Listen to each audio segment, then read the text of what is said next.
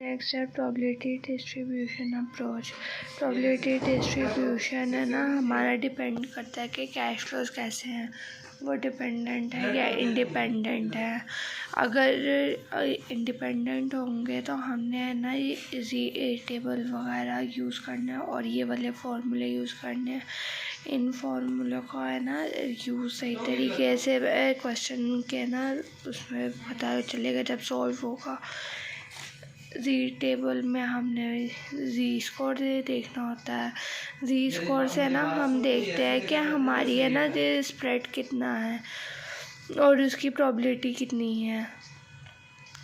अगर वो हमारी प्रोबेबिलिटी फन के इसके अंदर लिखा हुआ होता है कि अगर हमारी प्रोबेबिलिटी 3 सिग्मा से ज़्यादा हो तो वो कितनी उसकी प्रोबेबिलिटी कितनी होनी चाहिए 0.26%। अगर प्लस माइनस सिग्मा के अंदर होगी तो 68.26% होती है। 2 सिग्मा के अंदर और 95.46, 3 सिग्मा के अंदर 99.74 और इसके अगर बाहर होगी ना तो वो क्रिटिकल रीजन भी कहलाता है। इसके अंदर है ना सबसे यहाँ पर मीन लिखते हैं, फिर यहाँ पर सिग्मा माइनस सिग्मा आ जाता है और यहाँ पर प्लस सिग्मा आ जाता है।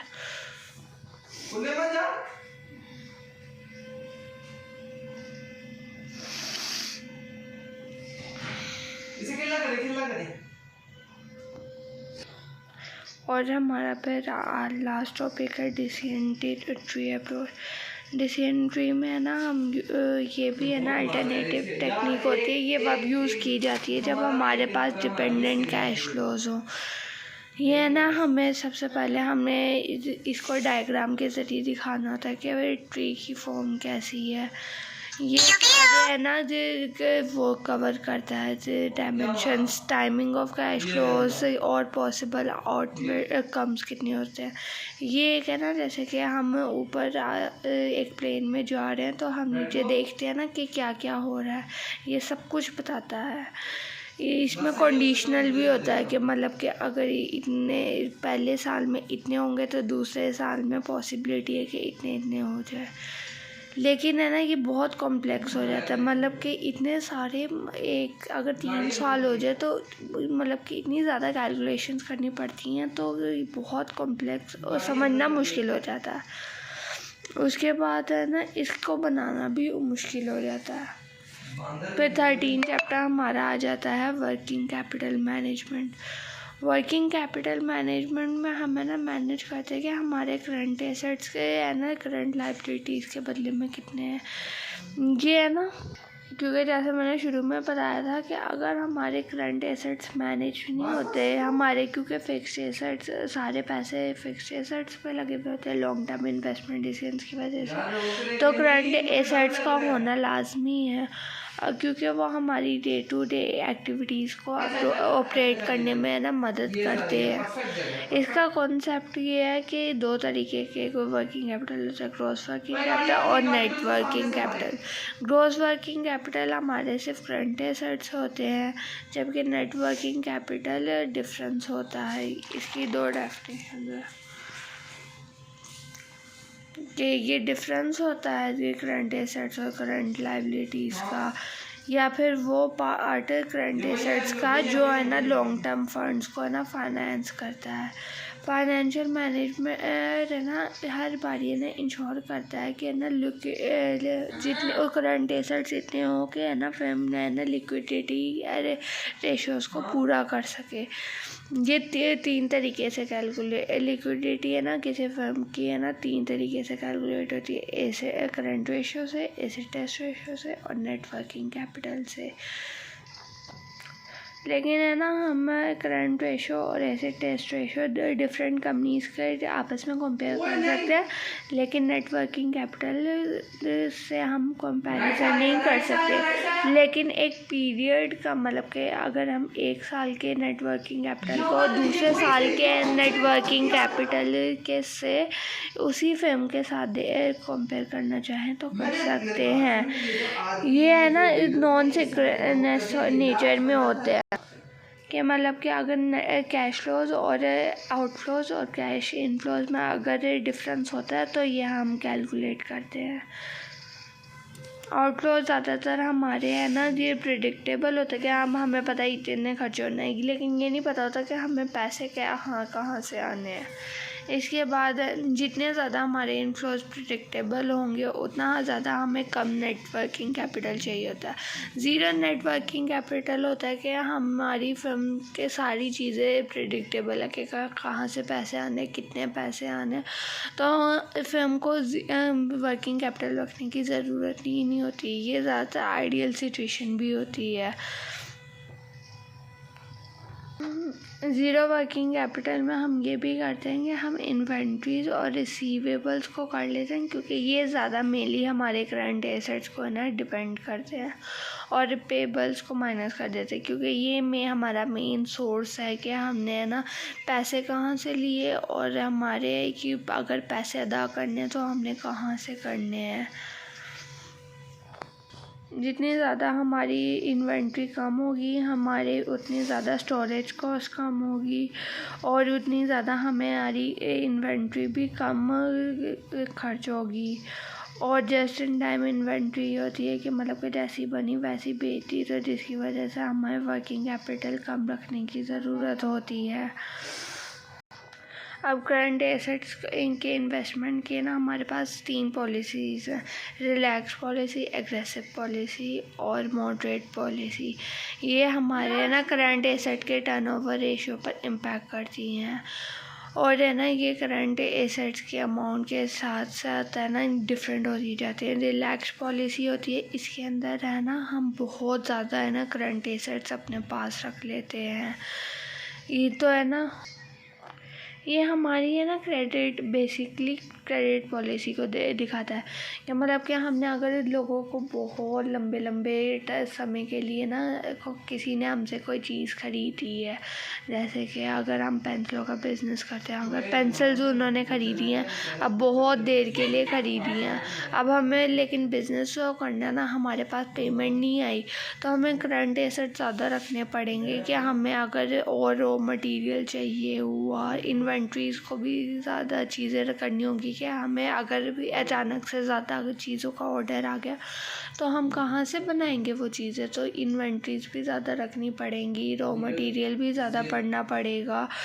फिर हमारे रिसीवेबल्स भी ज़्यादा होंगे क्योंकि हमें अभी तक पेमेंट नहीं मिली, और पेबल्स भी हमारे है ना लोगों को फिर लोग हमें कम ही वो देंगे, क्योंकि लोग कहेंगे क्या आपका बहुत लंबा टाइम है, हमें नहीं पता आप हमें पैसे वापस दे पाएंगे या नहीं। एग्रेसिव पॉलिसी होती है कि लोग कहते हैं नहीं, जिस टाइम पर तुमने चीज़ ख़रीदी है और तकरीबन उसके एक हफ़्ते के अंदर ही है ना हमें कर दो, तो जिसकी वजह से ना इसमें हमें पता है कि हमें एक हफ़्ते में पेमेंट आ जाएगी, इतना ज़्यादा लंबा टाइम नहीं है, तो इसलिए वो स्ट्रिक्ट क्रेडिट पॉलिसी होती है। इसको एग्रेसिव, रेस्ट्रिक्टेड या लीन भी है ना करंट एसेट इन्वेस्टमेंट पॉलिसी कहते हैं। जितने ज़्यादा रिटर्न होंगे उतना ज़्यादा रिस्क होगा। मॉडरेट पॉलिसी इन दोनों का है ना मिड पॉइंट होता है। अब फाइनेंसिंग मिक्स क्या होता है कि है ना हम कैपिटल को कैसे है ना मतलब कि करंट एसेट्स के फंड्स को कैसे रेज करते हैं। अब 2 तरीके हैं, शॉर्ट टर्म सोर्सेज है और लॉन्ग टर्म सोर्सेज है, शॉर्ट टर्म लोन्स और लॉन्ग टर्म लोन्स। ये अब डिपेंड करता है कि हमने कौन सी अप्रोच यूज़ कर रहे हैं। 2 तरीके की अप्रोच होती हैं और ये एक है इन दोनों का ट्रेड ऑफ। पहली है हेजिंग अप्रोच या मैचिंग अप्रोच भी कह सकते हैं। हेजिंग अप्रोच में हम है ना ये कहते हैं कि जितने हमारी जो फिक्स्ड है ना, या मतलब कि हमें पता है कि इतने खर्चे तो होने ही होने हैं, तो हम है ना उसको लॉन्ग टर्म इन्वेस्टमेंट मतलब कि लॉन्ग टर्म लोन से ना पे कर देते हैं, और हमें पता है कि ये अब इसके बढ़ भी सकते हैं खर्चे, ये कम भी हो सकते हैं, तो इसे शॉर्ट टर्म लोन से कवर कर लेते हैं। लेकिन हेजिंग अप्रोच में ये आ जाता है कि मतलब कि अगर वो जब एक मतलब कि फिक्स नहीं होता है ट्रांजेक्शनल नेचर के, अगर फुल कैश वो क्या करंट एसेट्स को शॉर्ट टर्म फाइनेंसिंग करता है तो उसको होता है कि सेफ्टी अगर एमरजेंसी सिचुएशन आ गई तो वो कैसे पैसे अदा करेगा, क्योंकि उसके पास इतना ज़्यादा करंट लाइबिलिटीज़ रहेंगी नहीं। उसके बाद एक आ जाता है कंजर्वेटिव अप्रोच। वो कहता है कि हमारे सारे के सारे है ना जितने भी करंट एसेट्स हैं उसके पैसे हम है ना वो लॉन्ग टर्म जो हम डेट लेंगे उससे है ना हम है ना करंट एसेट्स खरीदेंगे, और अगर कोई इमरजेंसी सिचुएशन आ गई तो हम शॉर्ट टर्म लोन लेकर है ना हम उसको है ना पूरा कर देंगे। तो सबसे पहले अगर हमने कंपैरिजन किया तो पहले हमने इसके फॉर्मूले यूज़ किए। Cost of short term funds, अगर हमने हेजिंग अप्रोच करनी है तो शॉर्ट टर्म फंड्स के लिए average annual short term loan, और उसके बाद उसके इंटरेस्ट रेट से ना हमने उसे मल्टीप्लाई कर दिया, और लॉन्ग टर्म फंड्स के कितना हमने लॉन्ग टर्म फंड लिया उसके एनुअल इंटरेस्ट रेट से मल्टीप्लाई कर दिया, फिर इन दोनों को ऐड किया तो हमारे हेजिंग प्लान की कॉस्ट आ गई। फिर उसके बाद अगर हमारा एक वो कंजर्वेटिव अप्रोच है तो जितना सा लोन है उसके इंटरेस्ट एनुअल इंटरेस्ट रेट से हमने मल्टीप्लाई किया तो हमारी है ना जितनी ज़्यादा कंजर्वेटिव प्राइस है ना हेजिंग कॉस्ट से भी बहुत ज़्यादा होती है। उसके बाद है ना रिस्क कॉन्सेंट्रेशन आ जाता है, रिस्क को भी तो लेना होता है। हेजिंग अप्रोच ज़्यादा रिस्की है क्योंकि अब हमें पता है कि हमने है ना ज़्यादातर हम शॉर्ट अपने जो ट्रांजेक्शनल नेचर के करंट एसेट्स हैं उनको हम करंट लाइबिलिटी से दे रहे हैं, तो हमारे पास नेटवर्किंग कैपिटल कुछ भी नहीं होता हेजिंग अप्रोच में, जबकि कंजर्वेटिव में बहुत ज़्यादा नेटवर्किंग कैपिटल रहता है क्योंकि हम करंट लाइबिलिटीज़ को यूज़ ही नहीं करते हैं। ये यहाँ पर लिखा हुआ है कि इसमें हाई प्रॉफिट होता है और रिस्क भी हाई होता है, जबकि कॉस्ट कम होती है और कोई वर्किंग कैपिटल की ज़रूरत नहीं होती। इसमें लो प्रॉफिट होता है, रिस्क भी लो होता है इसमें, लेकिन पैसे बहुत लगते हैं और लेकिन नेट वर्किंग कैपिटल भी ज़्यादा ही होता है। ट्रेड ऑफ है ना इन दोनों का मिड पॉइंट होता है, इसके अंदर रिस्क भी दरमियाना होता है, कॉस्ट भी दरमियानी, प्रॉफिट भी दरमियाना, नेटवर्किंग कैपिटल भी दरमियाना। ये दिखाता है कि जितना है ना नेटवर्किंग कैपिटल है ना कम होगा ना उतना ज़्यादा रिस्क हाई होगा, और जितना रिस्क हाई होगा उनके यहाँ उतने ज़्यादा है ना प्रॉफिट ज़्यादा होंगे। अब हमें वर्किंग कैपिटल की नीड क्यों है? वर्किंग कैपिटल की नीड इसलिए आ जाती है जब हम है ना अपनी है ना कैश को है ना इन्वेंट्री में तब्दील करते हैं ताकि हम उसे बेच सकें। फिर अगर जब उधार पर बेचेंगे तो वो रिसीवेबल्स में कन्वर्ट हो जाती है, और रिसीवेबल्स के बाद है ना कैश में। तो ज़्यादातर जहाँ पर मतलब कि जिनका मैन्युफैक्चरिंग फर्म्स हैं उनको है ना नेटवर्किंग कैपिटल की बहुत ज़्यादा ज़रूरत होती है, और जबकि है ना वो इंस्टीट्यूशन जैसे सर्विस इंस्टीट्यूशन है वो तो सर्विसेज प्रोवाइड करते हैं, उनको कोई प्रोडक्ट्स वगैरह बनाने की ज़रूरत ही नहीं होती है, तो उनके लिए नेटवर्किंग कैपिटल बहुत कम चाहिए होता है। इसी तरह जो फर्म्स है ना कि उधार पर बेची है ना उनको नेटवर्किंग कैपिटल ज़्यादा चाहिए होता है, जबकि जो उधार करती ही नहीं है उनके लिए तो फिर ये दो हिस्से करने की ज़रूरत ही नहीं है। इसके बाद है ना वर्किंग कैपिटल भी है ना दो तरीके के होते हैं, एक परमानेंट वर्किंग कैपिटल होते हैं, एक है ना टेम्परेरी वर्किंग कैपिटल होते हैं। जो अगर हमारे है ना सिचुएशन है ना परमानेंट वर्किंग कैपिटल के ये सेम रहते हैं, टेम्परेरी के सीजनल होते हैं कि किसी सीज़न में ये कम होते हैं, किसी सीज़न में बढ़ जाते हैं, फिर कम हो जाते हैं, फिर बढ़ जाते हैं, ये सीज़न के साथ साथ चेंज होते हैं। लेकिन जब हम एक्सपेंशन करते हैं तो परमानेंट वर्किंग कैपिटल भी है ना सेम नहीं रहता, वो भी फिर हमें इंक्रीज़ करने पड़ते हैं। क्यों करने पड़ते हैं? क्योंकि हमें नहीं पता कि हमारे क्या कहाँ से खर्चे आ जाए, तो हमें वर्किंग कैपिटल को ज़्यादा रखना पड़ता है, तो परमानेंट भी इंक्रीज़ होता है और वह टेम्परेरी भी इंक्रीज़ होता है।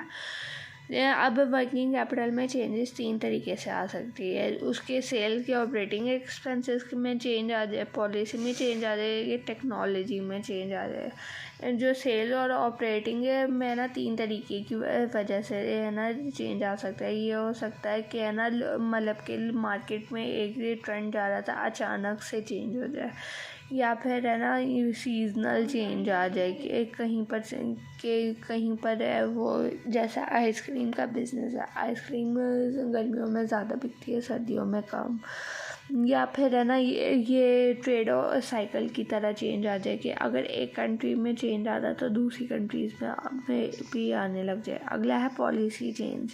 अचानक से है ना कंपनी की मैनेजमेंट है ना कहती है कि हमने है ना कोई नई पॉलिसी अपनानी है, तो पहले से जो वो पॉलिसी के अपना रहे हैं वो अचानक से चेंज हो गई है, तो फिर उसमें है ना वर्किंग कैपिटल की चेंजिंग आ जाती है, फिर हमें ज़्यादा चाहिए होता है। उसके बाद टेक्नोलॉजिकल चेंज के, अगर हम टेक्नोलॉजी को बदलेंगे तो हमें है ना अचानक से हो सकता है कि हमें वर्किंग कैपिटल की कम ज़रूरत पड़ जाए, हमें जल्दी इन्वेंट्री मिल जाए। अब वर्किंग कैपिटल को हम डिटरमाइन कैसे कर सकते हैं? हम उसकी नेचर से कर सकते हैं कि अगर अब ट्रेडिंग फाइनेंशियल एंटरप्राइज है तो उसके लिए ज़्यादा वर्किंग कैपिटल चाहिए, मैन्युफैक्चरिंग के लिए दरमियाना वर्किंग कैपिटल चाहिए, पब्लिक यूटिलिटीज़ चाहिए अगर उनका काम ही कैश की नेचर में है और सर्विसेज को बेचना तो उनकी इतना वर्किंग कैपिटल की ज़रूरत नहीं होती। उसी तरह होटल्स और रेस्टोरेंट को 10 to 20% वर्किंग कैपिटल की ज़रूरत होती है, और सिमिलरली ये दोनों भी। फिर प्रोडक्शन साइकिल भी डिपेंड करता है कि है ना आप कितनी देर लगती है किसी चीज़ को बनाने के लिए। अगर कोई फिल्म ज़्यादा मैन्युफैक्चरिंग पर डिपेंड करती है तो उसे वर्किंग कैपिटल की ज़्यादा ज़रूरत होती है, लेकिन अगर कोई फिल्म अगर इतना ज़्यादा मैं कुछ प्रोड्यूस नहीं करती हूँ तो उसके वर्किंग कैपिटल कम की ज़रूरत होती है। अब बिज़नेस साइकिल पर भी होता है, जब हमारा बिज़नेस है ना बूम की तरफ होता है ना अपवर्ड फेज में, तो हमें ज़्यादा वर्किंग कैपिटल की ज़रूरत होती है, और जब डाउनवर्ड फेज डिक्लाइन में होता है ना तो हमें कम वर्किंग कैपिटल की ज़रूरत होती है, क्योंकि ये इन्वेंट्री पर डिपेंड करता है। क्योंकि अगर हम बूम में ज़्यादा चीज़ें बिकती हैं और है ना डिक्लाइन में चीज़ें नहीं बिकती हैं। फिर प्रोडक्शन पॉलिसी भी ये है कि है ना हो सकता है हमारी है ना एक सीज़न में डिमांड ज़्यादा हो तो उसके लिए वर्किंग कैपिटल की ज़्यादा ज़रूरत हो, एक सीज़न में अब हमारी डिमांड ही नहीं है तो वर्किंग कैपिटल की नहीं ज़रूरत होती। फिर हमारे इसमें मुश्किलात भी आ जाती हैं कि ऑफ सीज़न में हम लोग अपनी है ना वर्क फोर्स को कैसे है ना मेंटेन रखें, तो ये हो सकता है कि हम उसे ना किसी और चीज़ों में लगा दें। नेक्स्ट है क्रेडिट पॉलिसी। अब क्रेडिट पॉलिसी है ना ये हो सकता है कि हम कितनी देर है ना देते हैं कि कितनी देर में हम अपने कस्टमर से है ना पैसे लेंगे, जितनी ज़्यादा देर हम उन्हें देंगे कि उतने ज़्यादा हमारी सेल्स तो होंगी, लेकिन हमारा वर्किंग कैपिटल है ना उतना ही ज़्यादा चाहिए होगा। और क्रेडिट हमें ये भी हो सकता है कि हमारे सप्लायर ज़्यादा टाइम देते हैं, तो हमें जितना ज़्यादा देर सप्लायर से देंगे तो हमें उतनी है ना वर्किंग कैपिटल कम की ज़रूरत होगी। अब ये देख लो